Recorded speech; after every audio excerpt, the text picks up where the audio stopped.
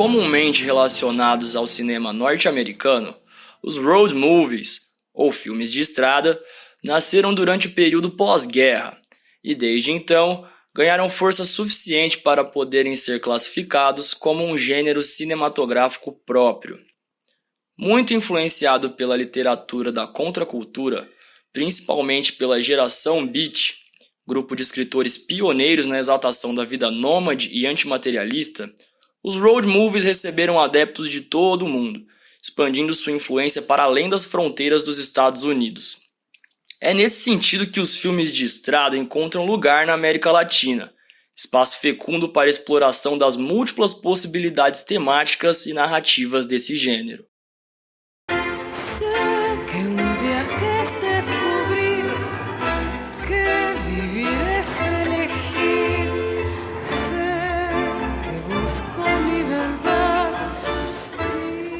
Em sua tese de doutorado, intitulada As Viagens de Salles, Solanas e Sarkis, Identidades em Travessia, Denise Tavares da Silva aponta certas características comuns aos filmes de estrada, como a quebra da unidade familiar e personagens influenciados por eventos externos. Nessa perspectiva, El Viaje, do diretor Fernando Solanas, de 1992, e Central do Brasil, de Walter Salles, de 1998, funcionam como estudos de caso, não apenas para a compreensão do road movie no sentido mais abrangente, mas também como os diretores argentino e brasileiro apropriam suas narrativas para o contexto latino-americano. O longa de Fernando Solanas narra a história de Martim, um adolescente que, insatisfeito com sua situação familiar na longínqua província argentina da Terra do Fogo, decide cruzar a América Latina para reencontrar seu pai, com quem só mantém contato por cartas há muitos anos.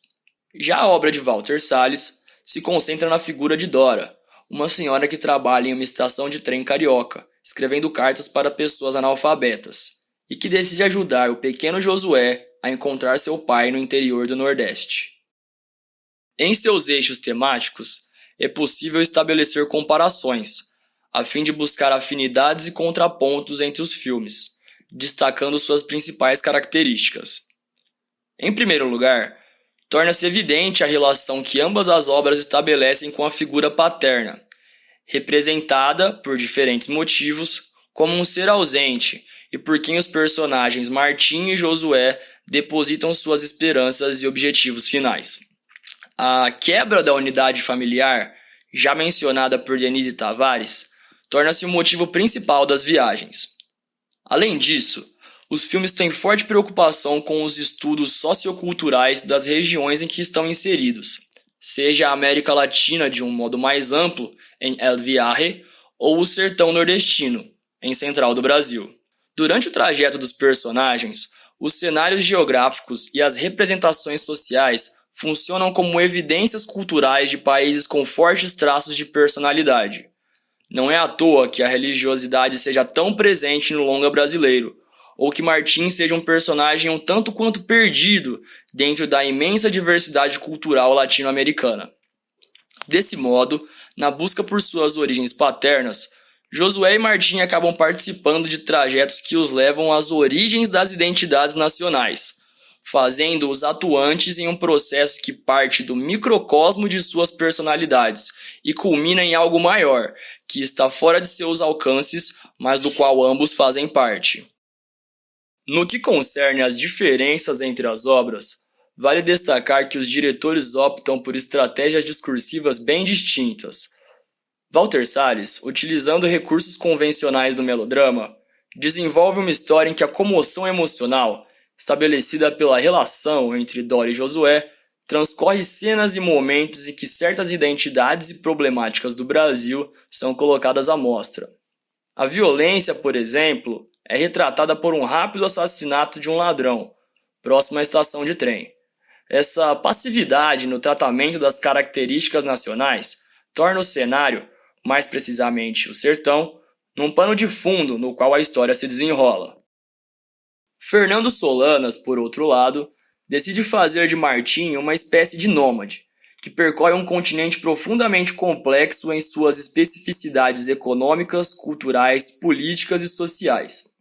A América Latina assume, então, não uma mera geografia que torna possível as viagens de Martins, mas sim um papel de protagonista.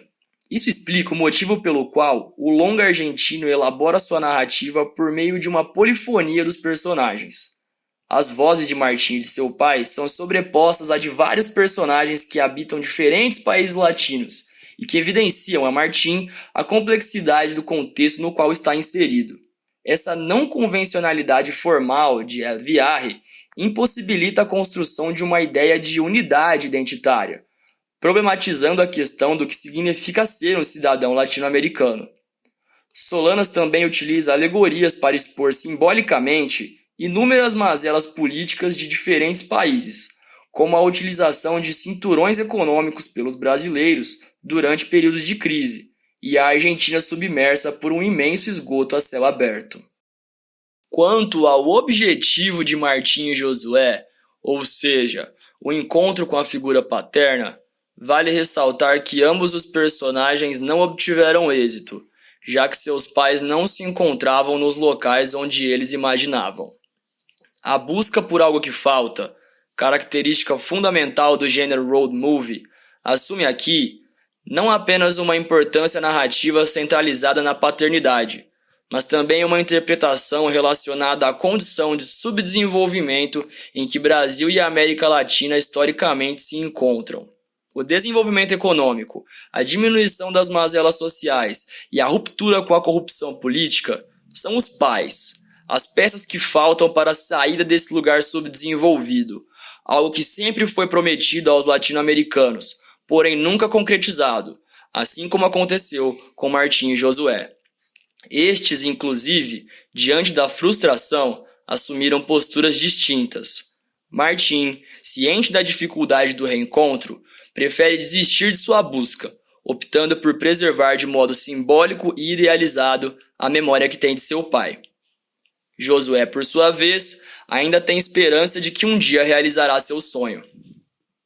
Apesar de ficcionais, as posturas dos personagens nos dizem muito sobre como a América Latina se sente diante de um encontro que sempre a foi prometida, mas que nunca foi concretizado.